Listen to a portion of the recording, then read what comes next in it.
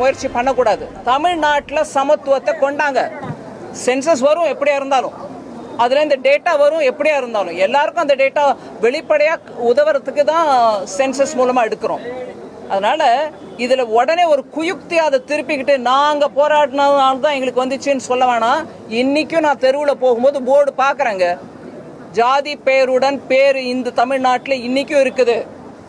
ஜாதி விவகாரத்தில் இன்றைக்கும் கழிவு, மனித கழிவை குடிநீரில் சேர்க்கறது இந்த தமிழ்நாட்டில் தான் நடந்திருக்கு. எங்கேயும் நம்ம கொஞ்சம் ஒரு விதமாக நாங்கள் நல்லா முன்னேறிட்டு இருக்கோம், வடக்கில் சில ஸ்டேட்ஸை பாருங்கள் முன்னேறல அப்படின்னு சொல்கிறாங்களே, அந்த ஸ்டேட்டில் கூட இந்த மாதிரி மனித கழிப்பை கொண்டு போய் தண்ணியில் குடிக்கிற தண்ணியில் சேர்க்கல.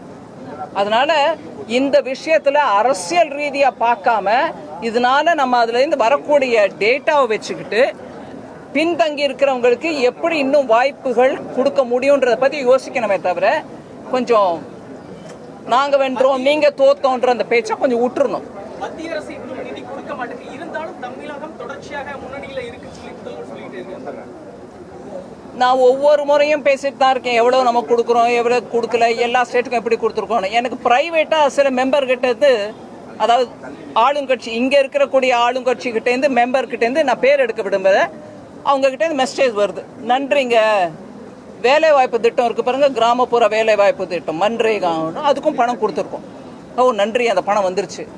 ப்ரைவேட்டாக எனக்கு நன்றி, பப்ளிக்காக இது நீங்கள் புரிஞ்சுக்கிட்டா சரிதான்.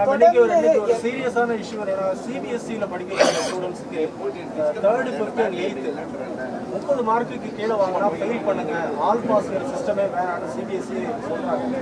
இதுக்கு வந்து கடுமையான ஒரு எதிர்ப்பு தமிழ்நாட்டில் இருக்கு.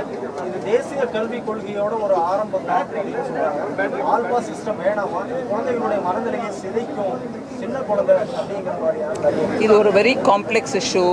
பாஸ் ஆனால் தான் குழந்தைக்கு ஃப்யூச்சர் அப்படின்றதுனால எல்லாரையும் பாஸ் பண்ண வச்சுட்டு, அதில் கூட ரொம்பவே இன்னும் ஒரு வருஷம் படித்தா தான் இந்த பிள்ளைக்கு நல்ல ஒரு அறிவு, அதாவது அந்த அளவு லேர்னிங் கிடைக்கும் அப்படிங்கிறத கூட யோசிக்காமல் எல்லாரையும் பாஸ் செய்கிறதுனால மாத்திரம் சைக்காலஜி இம்ப்ரூவ் ஆகுன்றது இல்லைங்க.